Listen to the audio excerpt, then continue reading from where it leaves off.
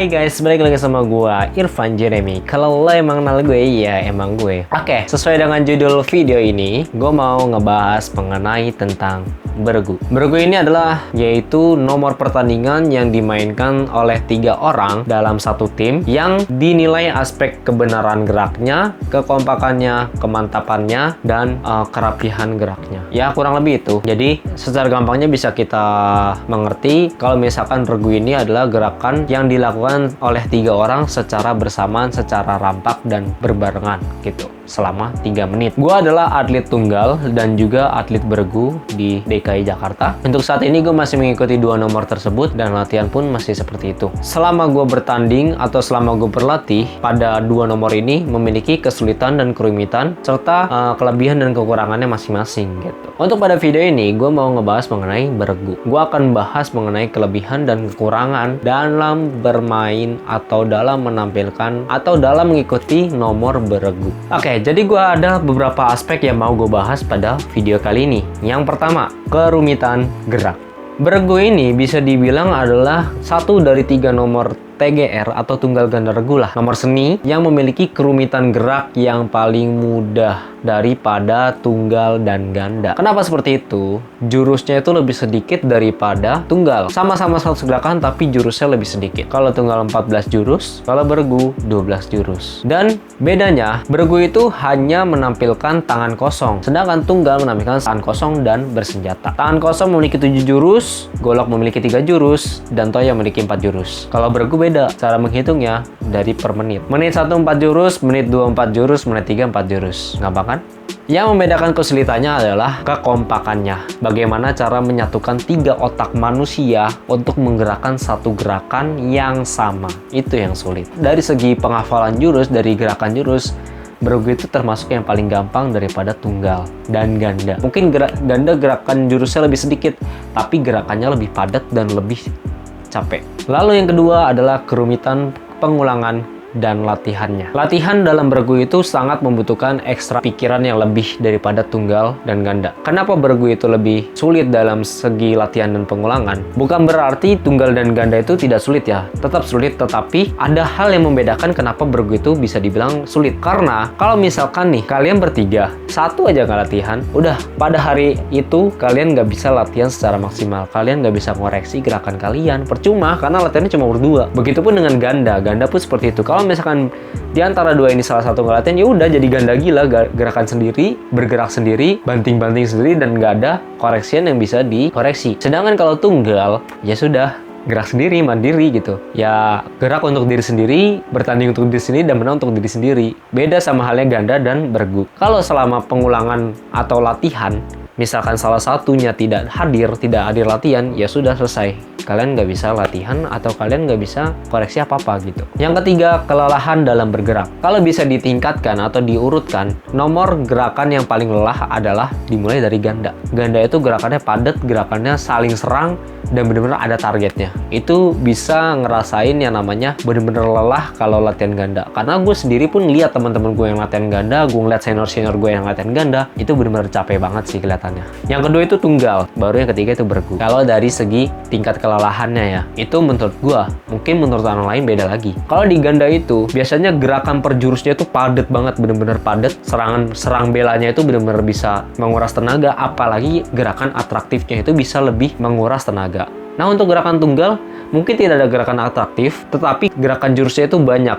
Jadi seperti tangan kosong, 1 menit 20 detik, gimana caranya bisa menampilkan 7 jurus. Ya, seperti itulah kurang lebih.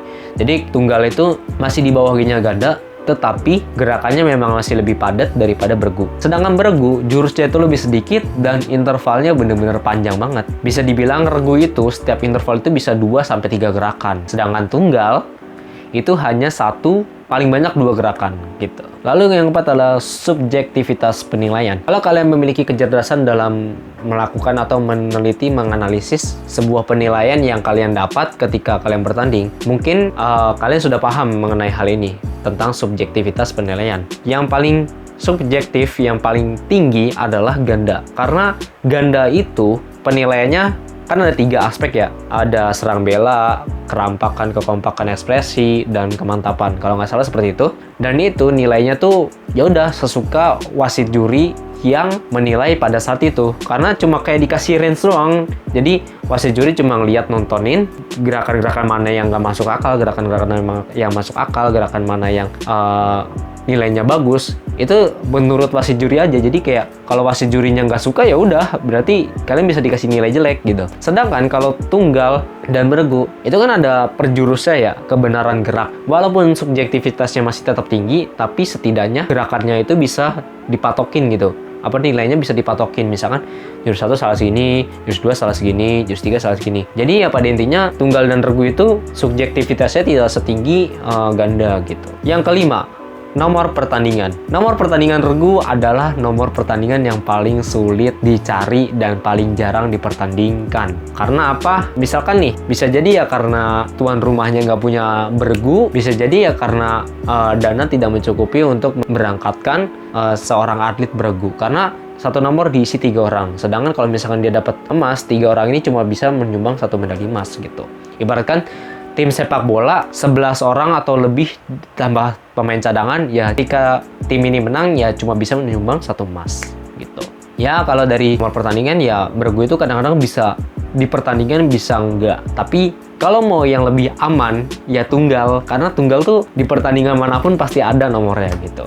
Karena peminatnya dan cari atletnya tuh lebih gampang daripada cari atlet regu. Kalau atlet regu kan ya memang harus komitmen, bertiga-tiganya tuh harus komitmen, harus sama visi misinya gitu. Terakhir adalah faktor X dan hal lainnya. Dan inilah yang paling pahit dalam beregu. Beregu itu sangat sensitif. Ketika gerakannya beda sedikit pasti diteriakin. Gerakannya ada yang goyang pasti diteriakin. Gua ada beberapa pengalaman yang menurut gua ini sangat membuat gua agak goyah gitu mentalnya.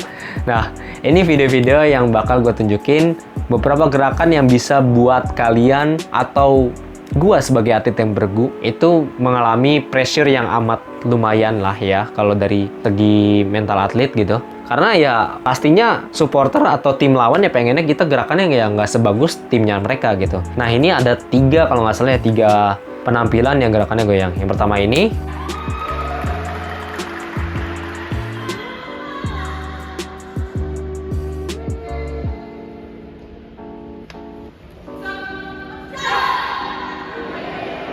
Ini di kejuaraan di Natalis WNJ. Lalu yang kedua ini ada di kejuaraan Indonesia Open.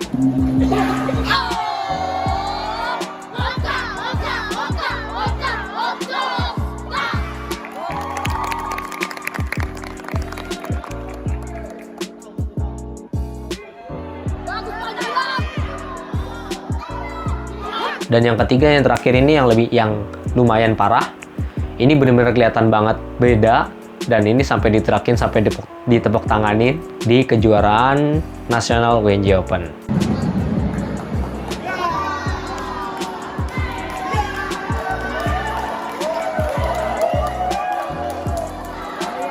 Mungkin kurang lebih itu saja mengenai tentang kelebihan dan kekurangan beregu. Ya kalian bisa simpulkan sendiri mengenai kelebihan dan kekurangannya, karena udah gue bahas satu persatu pada poin-poin yang tadi.